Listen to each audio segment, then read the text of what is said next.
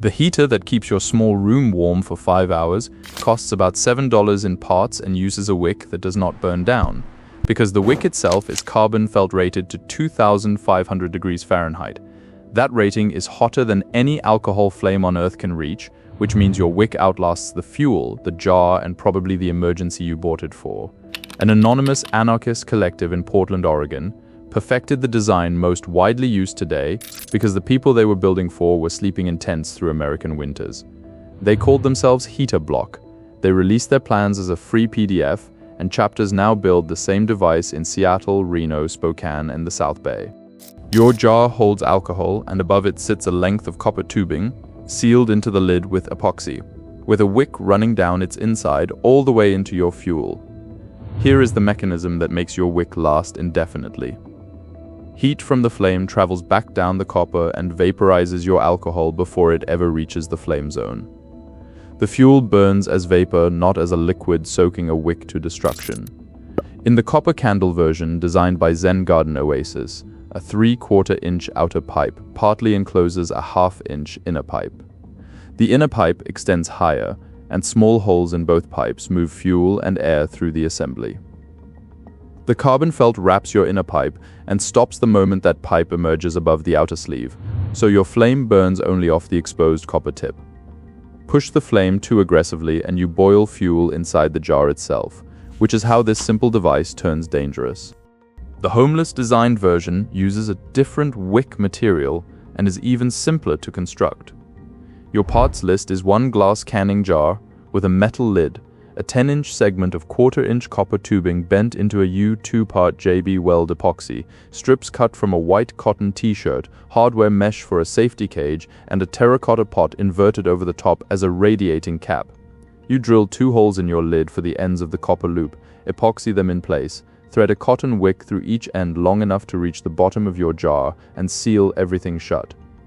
At the lowest point of the copper U, you drill one tiny jet hole, and that hole diameter is the single most important dimension in your entire build. A 1/16 of an inch is too small for isopropyl, but works for denatured alcohol. Your flame cannot start itself off cold fuel, so you hold a lighter directly against the outside of the copper loop, heating the metal until vapor begins escaping through your jet hole and ignites in open air.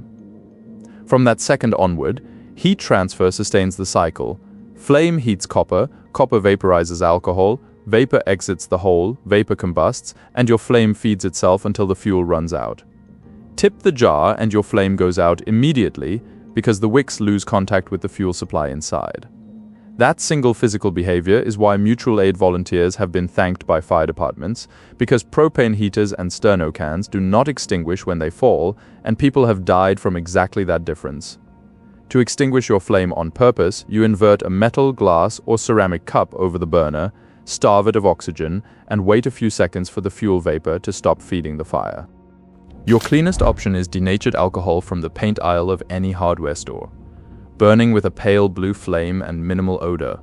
Standard American denatured alcohol is roughly half ethanol and half methanol, yielding about 9,950 BTU per pound of heat when burned in your jar. Pure ethanol, the kind you can legally drink as Everclear, burns even cleaner at 11,570 BTU per pound, though it costs significantly more per gallon than the denatured version in the hardware aisle. Here is the quiet catch about denatured alcohol. The denaturing additives are deliberately toxic compounds chosen to make the ethanol undrinkable for tax reasons, and their combustion byproducts have never been properly tested for extended indoor exposure in your living room. Your cross-ventilation is not optional, and your carbon monoxide alarm with a digital readout needs to sit in the same space as your flame. Your copper pipe jar puts out roughly the heat of a large candle or a very small camp stove, meaning a couple thousand BTU per hour at the absolute top end of its output. The commercial Dometic Origo heatmate rates 5,200 BTU, and on a snowy 30-degree day, it knocked the chill off a 500-square-foot boat cabin within 30 minutes, leaving a tester comfortable wearing only a fleece pullover. One reviewer of a $35 tabletop alcohol fireplace reported that half a cup of fuel took his small den from 40 degrees up to 72 degrees in roughly 2 hours of burn time. The standard tent heating formula shows that raising a 1,260 cubic foot room by 25 degrees demands roughly 7,876 BTU per hour, far more than a single mason jar jet can produce on its own. Translation for you, this is a room warmer for emergencies, not a furnace for your house. Heating your closed bedroom from the 40s into the 60s during an outage is realistic, but heating your entire 2,000 square foot home is not, and anyone promising you otherwise is selling you a fantasy. The knowledge was never actually hidden from you. It moved to channels you do not walk through, like mutual aid PDFs, welding supply catalogs, and prepper forums most homeowners never read.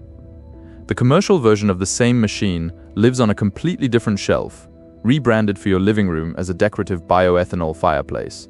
Starting prices run $200 for tabletop burners and climb past $2,500 for recessed wall models, with BioFlame stainless steel burner units listed between $1,295 and $3,295 before tax. Every single one of those appliances runs on the same denatured alcohol your paint aisle sells by the gallon for $10 to $20.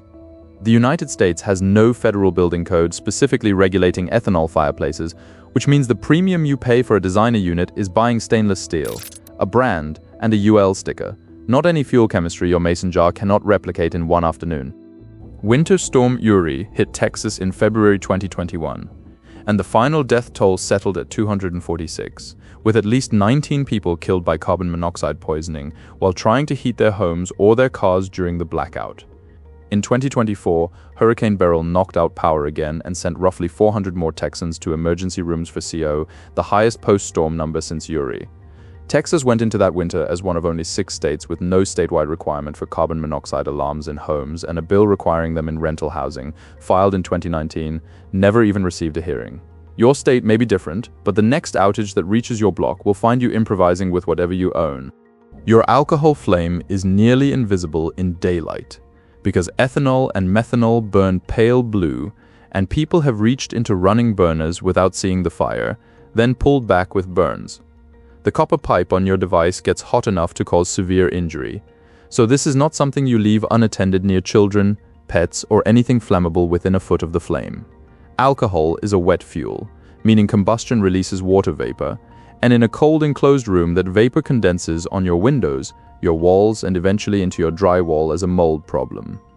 The device extinguishes when tipped, but that only prevents tip-over fires, not heaters placed too close to bedding, curtains, or tent fabric that ignites at moderate temperature. A working fire extinguisher in your room is not optional, and neither is that carbon monoxide detector with a digital readout. Your Home Depot stocks the fuel in the paint aisle, Amazon carries carbon felt in welding supplies, and the copper tubing, the mason jar, the JB weld, and a white cotton t-shirt are ordinary hardware. Your total bill to build what took an entire winter of mutual aid field testing to perfect runs about $7 in parts, plus another $20 for a gallon of denatured alcohol that burns roughly 30 hours of emergency heat. The commercial equivalent sitting in a home decor catalog runs you between $200 and $3,200 and burns the exact same liquid from the exact same paint aisle. The homeless community in Portland, Seattle, Reno, and Spokane already knew this. Now you know it too. Subscribe.